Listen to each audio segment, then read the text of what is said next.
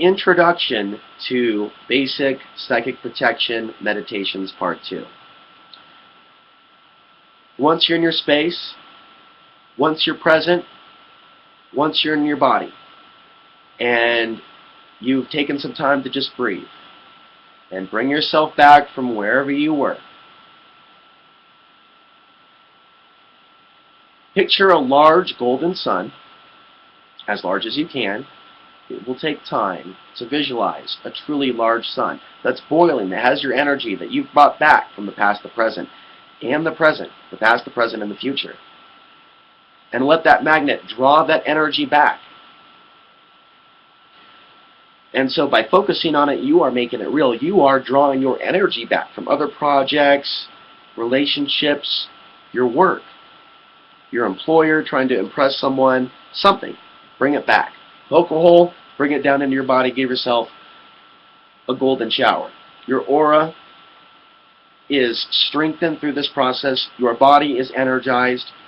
Your energetic field is stimulated. And this gives you the energy that you need to go about doing what you're going to do next. So the grounding cord meditation starts up here in the mind, and you want to be clear here, so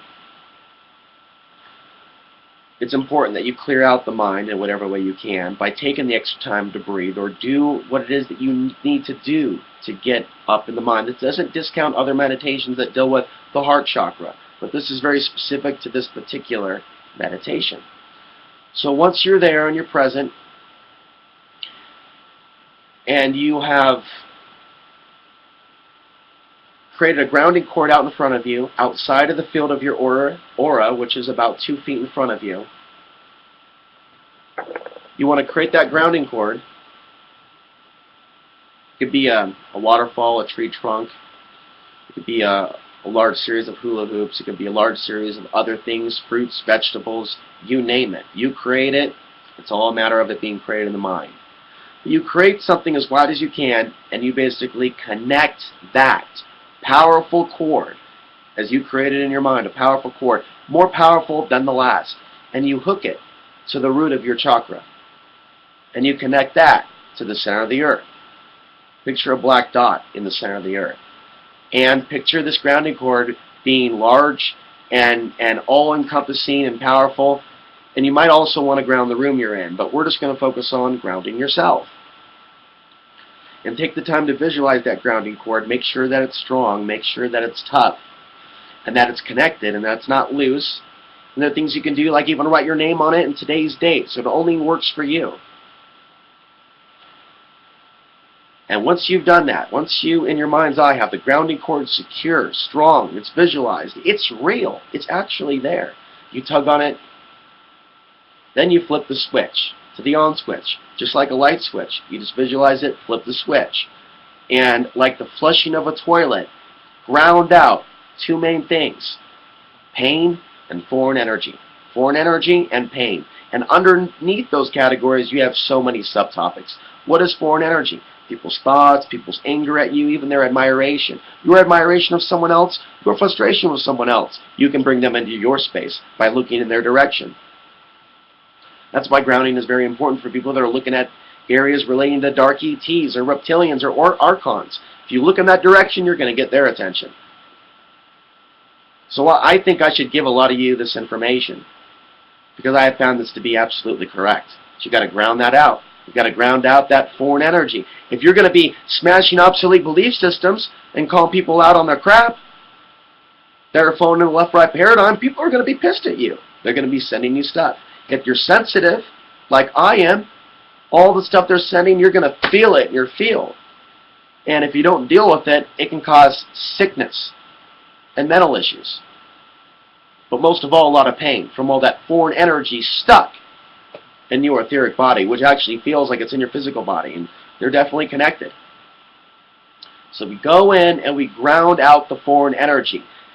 Now, when you connect, a lot of people recommend that you start with one part of the body and you start to scan. Like start with your feet and work up each area. Ball of foot, Achilles, calves, kneecaps, the bones, thigh bones, hips, torso, stomach, chest muscles.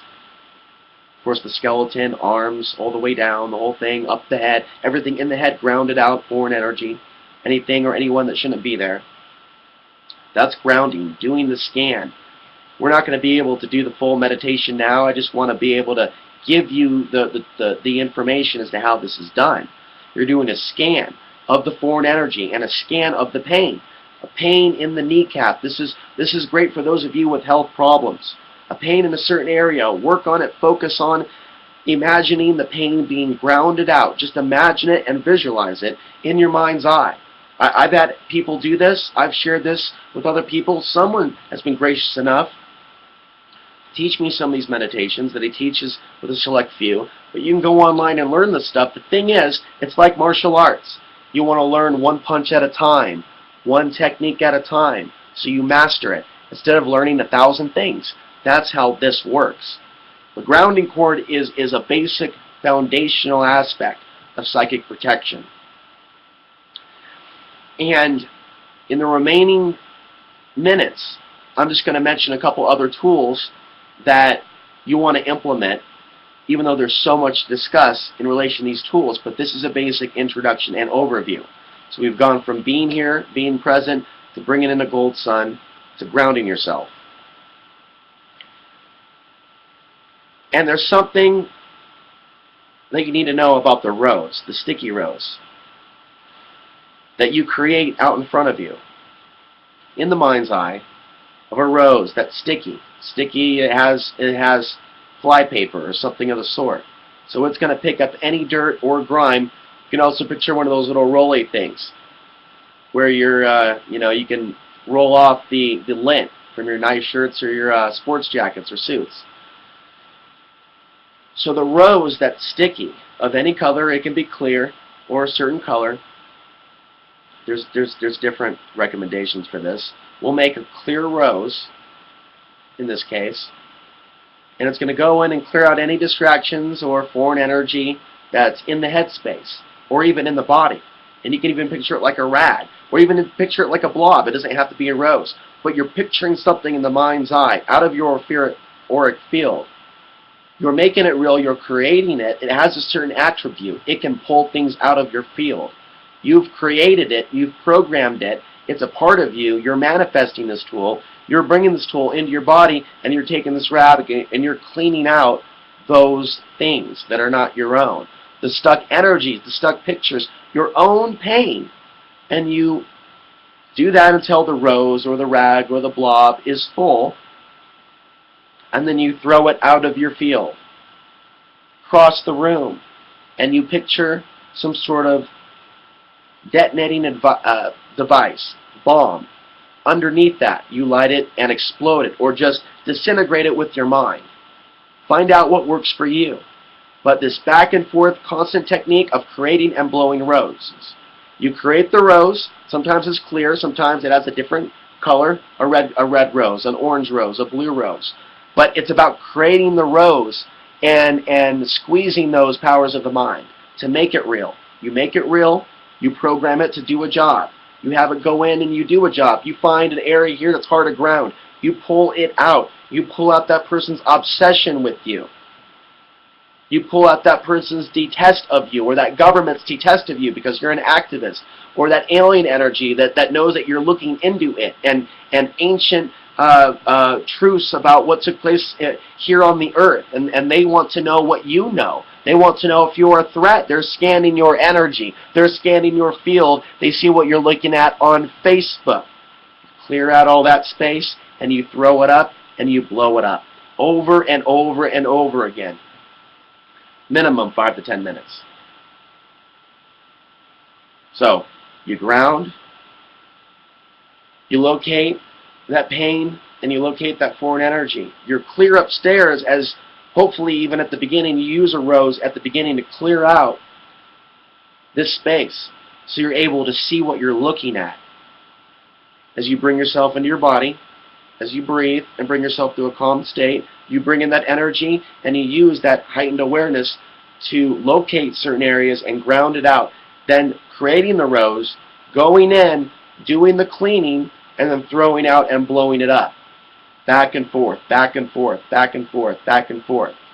Now, the grounding cord can be created and destroyed, and should also be destroyed and created. Take the grounding cord off, throw it to the center of the earth. Picture a dot there. If you're having trouble picturing the center of the earth, I did when I first started this. And picture it at the center of the earth being blown up.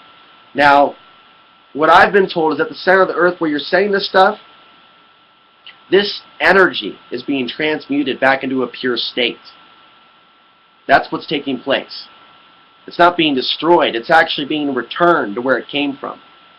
So someone's actually getting their energy back. If they're focused on your space and you ground them out, they actually might feel better if you give them back their energy. And that's all that it is. When people try to literally run their energy through you. So by sending it to the center of the earth, it transmutes, it becomes pure again, and it goes back to them. And I've seen so many examples of this working in my life where I've seen changes in people. And sometimes you're going to see backlashes. You're going to see people act out by returning their energy to them because they want to be in your space. And when you move them out of your space, etherically, there is a backlash. So people involved in being on the internet and sharing information about the things going on today, because there's so much alien energy out there, grounding is very important. If you're going to talk about conspiracies, if you're going to talk about the New World Order, if you're going to put yourself out there and they know where you are and they know where you're located and you already believe that they're doing certain things with satellite technologies, you need to know about grounding. So you're not a victim of mind control. A lot of these things are possible. And I'm going to tell you a short story. When I was a small child, I was 12 years old. I remember being in detention. I remember wanting to create my own superhero comic book. My own Superman. And I wanted an idea for a superhero. And so there was a big book. It was a dictionary. And I opened it up and I put my finger on the first word that came to mind for my superhero. And it was called the insusceptible. And then I looked up the definition. I read it right there. Not easily influenced. And we're talking about the mind. One of my most viral articles of all time was Mass Mind Control Through Network TV. Written in 2005, thanks to Jeff Rentz for posting it. I was tapping into a zeitgeist at that moment in this collective consciousness matrix that a lot of other people understand as to how images, words, terms, symbols are used to control people's minds. And in this digital frequency that we're in right now, and all this Wi-Fi and signals and cell phones, and electromagnetic pollution magnified by the sun. For those of you living in urban environments, it is very important to ground yourself of other people's energies. So start doing these basic meditations, grounding yourself, taking the time to practice the tools, like creating a grounding cord in your mind's eye, connecting it, making it wide as you can, and dropping it to the center of the earth, and then creating another one. Practice locating the pain and stress in your body, foreign energy or entities. Create objects out in front of you, bring them into your etheric space, and do a cleaning. Just like you're washing in the shower. We do it physically. Practice this spiritually. Take out that ex-boyfriend. Take out that bad date. Take out that bad encounter with the person at the grocery store that threw your change back at you and said, "Fuck you, welcome to the New World Order." Excuse my language. Take that and throw it out and practice blowing it up with etheric bombs or using your mind to just, cloud bust it or make it disintegrate. Do this over and over and over again. Practice the gold sun, not only at the beginning of the meditation, but at the after. So you get in your body, you bring in a gold sun, you ground out pain and foreign energy. You locate it, you use the sticky rose that you use in your mind's eye, you create it on your reading screen, you stay up here as you do this, you use the rose, you clean out the space, you throw it out of your field, you blow it up, you repeat as necessary. You practice these meditations in the morning, you practice them in the evening. The more you do this, the better at it you're going to become, and that opens up a whole other realm of other tools of which I am for the first time learning to practice. Thank you for watching. I hope you enjoyed this part 2 to Introductory Psychic Protection Meditation.